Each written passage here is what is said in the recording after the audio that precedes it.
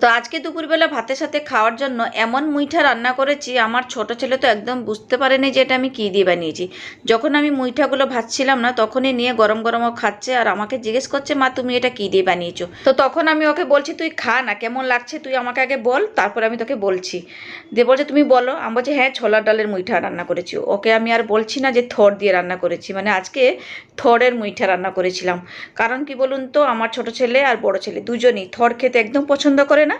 তাই থর আমাদের বাড়িতে এলে ওই থর ছেচকি, থর ভাজা এইগুলোই আমি সাধারণত করে ফেলি। তো তার জন্য না আজকে ভাবলাম একটুখানি থরটাকে অন্যরকমভাবে বানাই। যদি থরের মুইঠা রান্না করা হয় তাহলে কেমন হবে, সেইটাই ভাবনা চিন্তা করতেই লেগে পড়লাম থর কাটার জন্য।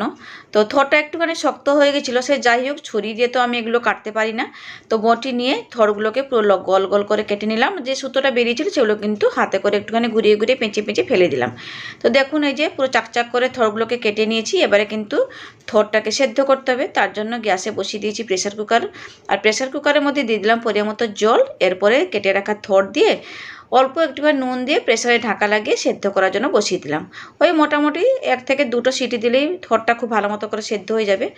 আর এই যে থরের মুইঠা রান্না করার জন্য আগের দিন রাত্রিবেলা 2-4 মুঠো ছোলার ডাল ভিজিয়ে রেখেছিলাম। তো এবারে ছোলার ডালটা খুব ভালো মতো কিন্তু নরম হয়ে গেছে বা ফুলে গেছে। এবারে ছোলার ডালটাকে বেটে নেব, তার জন্য নিয়ে নিলাম মিক্সার জারে।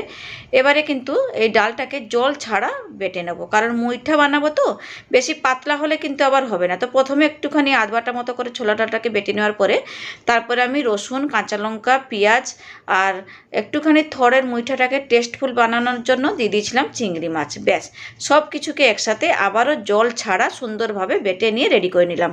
আর এইদিকে এই থরটা খুব ভালো মতো করে সেদ্ধ হয়ে গেছে। তো এবারে ছাঁকনিতে ছেঁকে ঠান্ডাও করে নিয়েছি। এবারে এই থরটাকে একটুখানি হাত দিয়ে চেপে চেপে আমি ওর এক্সট্রা জলটা কিন্তু ফেলে দিয়েছি। এবারে এই যে থরটা বেটে নেবো, তার জন্য নিয়ে নিলাম মিক্সার জারের মধ্যে। এবারে একটুখানি ঘুরিয়ে নেবো, মানে হালকা একটুখানি প্লেন করে নেবো। সে যাই হোক, ওই যে ছোলার ডাল বাটাটা যে বাটির মধ্যে রেখেছিলাম তার মধ্যে দিয়ে দিলাম থর বাটাটা। এবারে পরপর কিছু মশলাপাতিও অ্যাড করলাম। তো মশলার মধ্যে আমি ওই ছোলার ডাল বাটার সময় দিয়ে দিয়েছিলাম রসুন, কাঁচা লঙ্কা, পেঁয়াজ। এবারে শুধু দিলাম পরিমাণ মতো নুন, হলুদের গুঁড়ো, অল্প একটুখানি জিরের গুঁড়ো, কালো জিরে, সাথে অল্প একটুখানি চিনি। ব্যাস, এবারে সমস্ত কিছুকে হাত দিয়ে ভালো করে মেখে নেব। তো এমনভাবে কিন্তু আমি মেখেছি, ছোলার ডাল আর থর বাটা দুটো কিন্তু খুব সুন্দরভাবে একসাথে মেখে নিয়েছি। একদম বোঝাই যাচ্ছে না কোনটা ছোলার ডাল কোনটা থর বাটা। সে যাই হোক, এবারে ভালো করে মেখে নেওয়ার পরে হাত দিয়ে মুঠো মুঠো করে সব কিছুকে রেডি করে রেখে দিলাম। আর এইদিকে থরের মুইঠাগুলোকে ভেজে নেওয়ার জন্য কড়াইতে সাদা তেল দিয়ে খুব ভালো মতো করে গরম করে নিয়েছিলাম। এবারে একে একে থরের মুইঠাগুলোকে দিয়ে দিলাম। এবারে এক পিঠ খুব ভালো মতো করে ভেজে নেওয়ার পরে তারপরে সাবধানে কিন্তু উল্টে পাল্টে নিয়েছিলাম। এই যে দেখুন, ওলট পালট করে এই মুইঠাগুলোকে ভেজে নিচ্ছি। খুব সুন্দর হয়েছে, আর কি সুন্দর গন্ধ বেরিয়েছিল কি বলবো। আর আমি যখন এই মুইঠাগুলো ভাজছি, আমার ছোট ছেলে কিন্তু এখানে আমার পাশে দাঁড়িয়ে আমার সাথে কথা বলে যাচ্ছে, বলছে মা তুমি কি বানাচ্ছ, এত সুন্দর গন্ধ বেরিয়েছে, তুমি আমাকে একটা দাও, আমি গরম গরম খাবো। আমি বললাম দাঁড়া দিচ্ছি, একটুখানি দাঁড়া। ও কিন্তু তখনও জানে না যে এইটা আমি থর দিয়ে রান্না করেছি। দারুণ হয়েছিল কিন্তু বন্ধুরা, কি বলবো। এই যে মুইঠাটা বানিয়েছি না, মানে থর আছে বলে একদম বোঝা যাচ্ছে না। হ্যাঁ, একটুখানি মুখে যখন কামড় দিচ্ছি, ওই যে থরের যে একটুখানি যে আঁশ আঁশ টাইপের বেরোয়, সেইগুলো একটুখানি মুখে লাগছিল।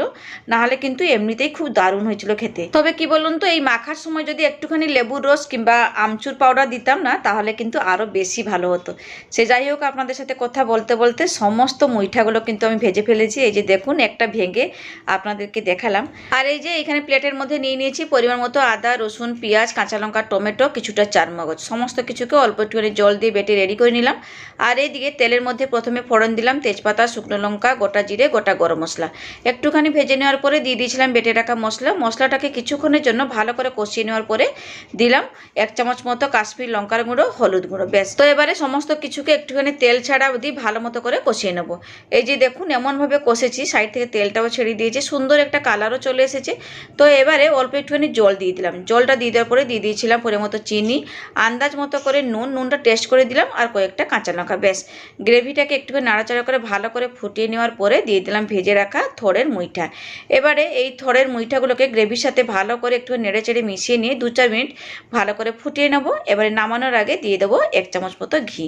ব্যাস, ঘি দিয়ে নাড়াচাড়া করে মিশিয়ে নিলেই রেডি হয়ে যাবে কিন্তু গরম গরম থরের মুইঠা। খুব সুন্দর হয়েছিল কিন্তু বন্ধুরা খেতে। আর আমি আজকে প্রেসার কুকারে গরম গরম ভাত রান্না করেছিলাম, ভাত তার সাথে এই যে থড়ের মুইঠা, এই দিয়ে দুপুরবেলা খাওয়া দাওয়া করেছিলাম। তো আমার কিন্তু বেশ লেগেছিল এই থড়ের মুইঠার কারি, সাথে প্রেসার কুকারের গরম গরম ভাত, আর দুটো নিয়ে নিয়েছিলাম থড়ের মুইঠা ভাজা। জাস্ট ফাটাফাটি লাগছিল খেতে, এত সুন্দর হয়েছিল কি আর বলবো। তো যাই হোক বন্ধুরা, আজকের মতো থাকলাম, টাটা।